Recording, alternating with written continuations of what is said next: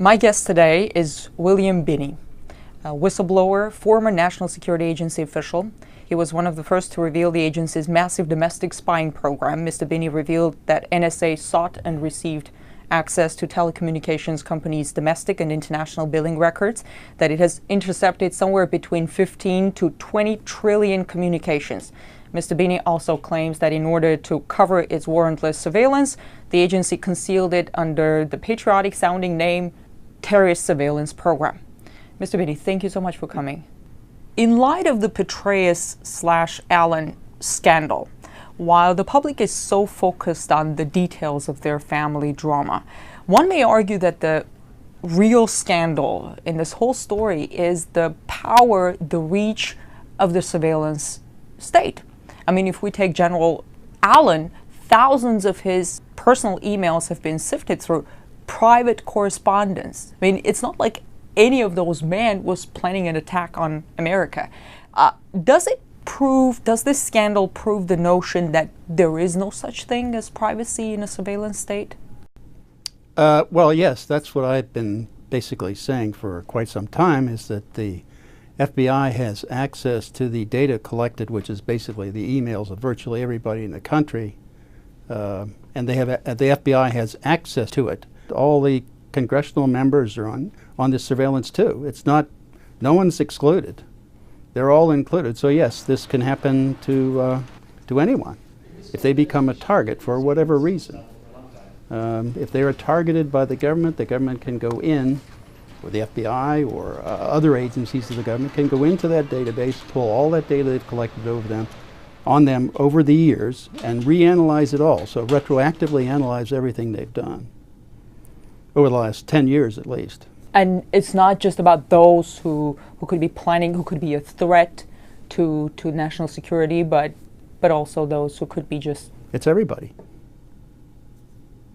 The Ex-Nsa device simply takes in the entire line. So it takes all the data. In fact, they advertise. The way they advertise, they can process the lines at session rates, which means 10 gigabit lines. That's the Ex-Nsa, not the STA6400, but I forget the name of it. There's another device that they have that does that, but it does it at 10 gigabits. 10 gigabits. That's why they're building Bluffdale, because they have to have more storage because they can't figure out what's important. So they're just storing everything there.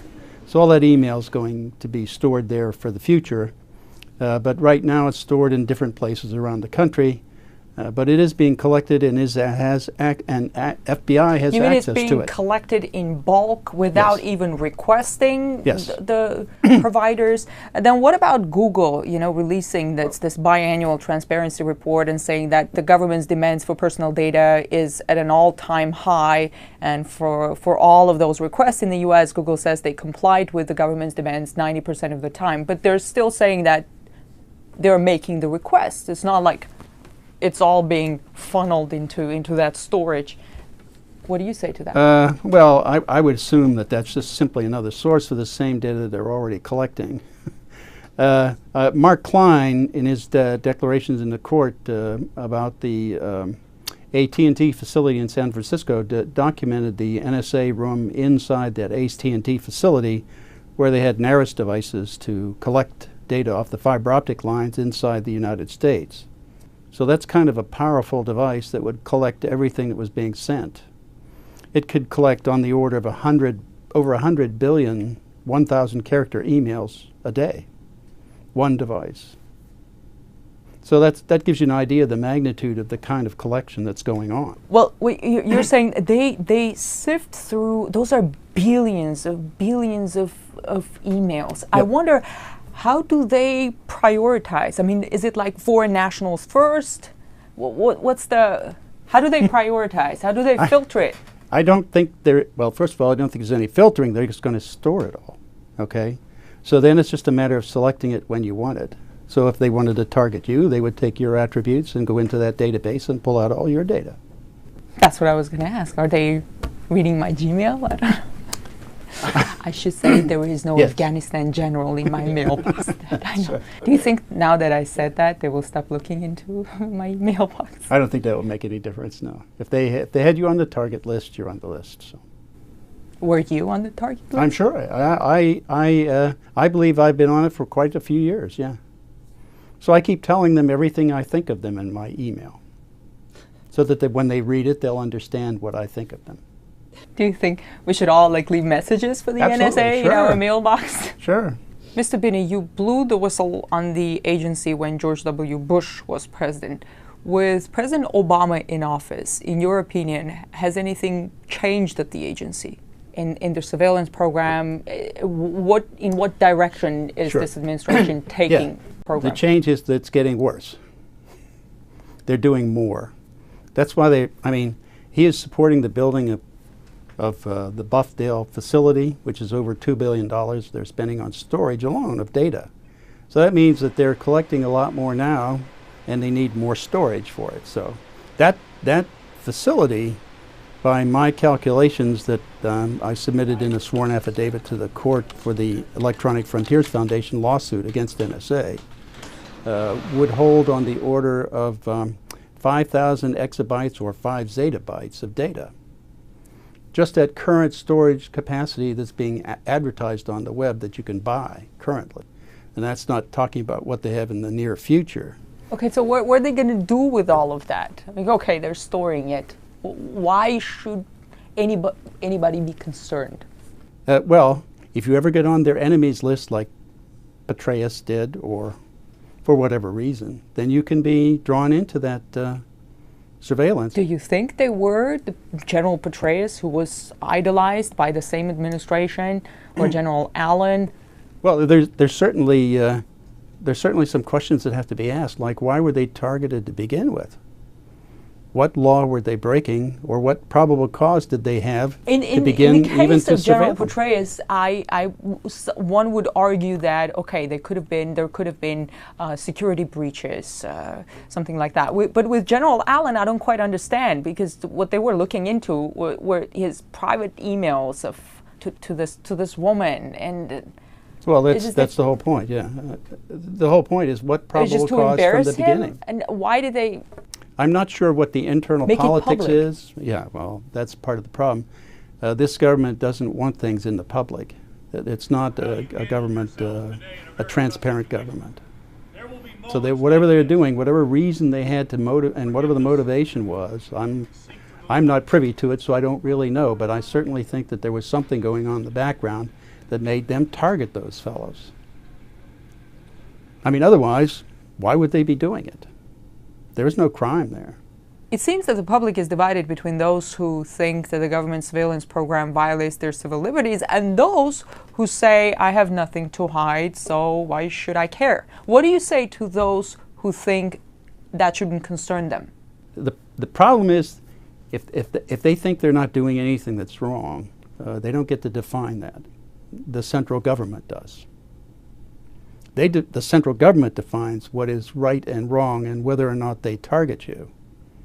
So it's not up to the individual, even if they think they're doing something wrong. If their position on something is against what the administration has, then they could easily become a target. Tell me about the most outrageous thing that you came across during your work at the NSA.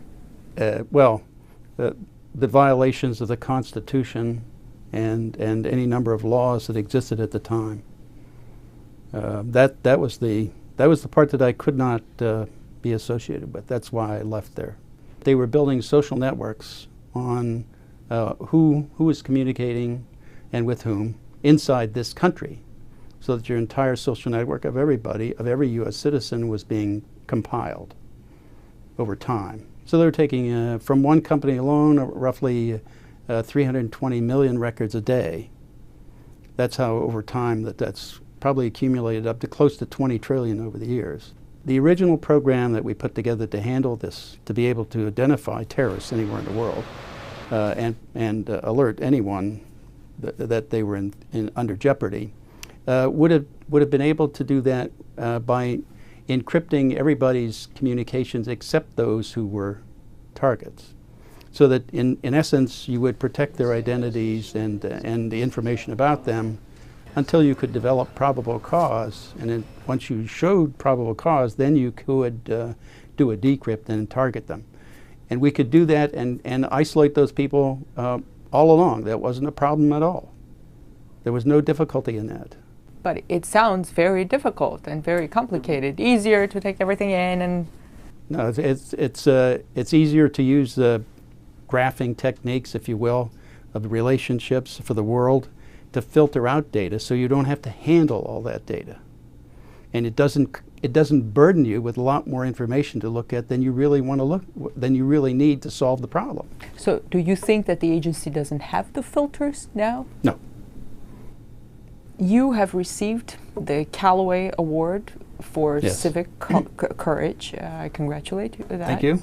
On the website, in the press release, it says it is awarded to those who stand up for constitutional rights and American values at great risk to their personal and professional lives. Under the Code of Spy Ethics, I don't know if there is such a thing. I assume, well, not. Your former colleagues, they probably look upon you as a traitor. How do you look back at them? Oh, that's pretty easy. They're violating the foundation of this entire country, our entire foundation of why this entire government was formed. It's founded with the Constitution and the rights given to the people in the country under that Constitution. They're in violation of that. And under Executive Order 13526, Section 1.7, governing classification, you cannot classify information that just to cover up a crime, which this is. And that was signed by President Obama. Also President Bush signed an earlier executive order, a very similar one. If any of this comes into the Supreme Court and they rule it unconstitutional, then the entire house of cards of the government falls. What are the chances of that? What are the odds? Well, the government's doing the best they can to try to keep it out of court. And of course, we're trying to do the best we can to get into court. So we just thought it deserves a ruling from the Supreme Court, ultimately. The court is supposed to protect the Constitution. All these people in government take an oath to defend the Constitution, and they're not living up to their oath of office. Thank you. Thank you for the interview, sir. Yeah.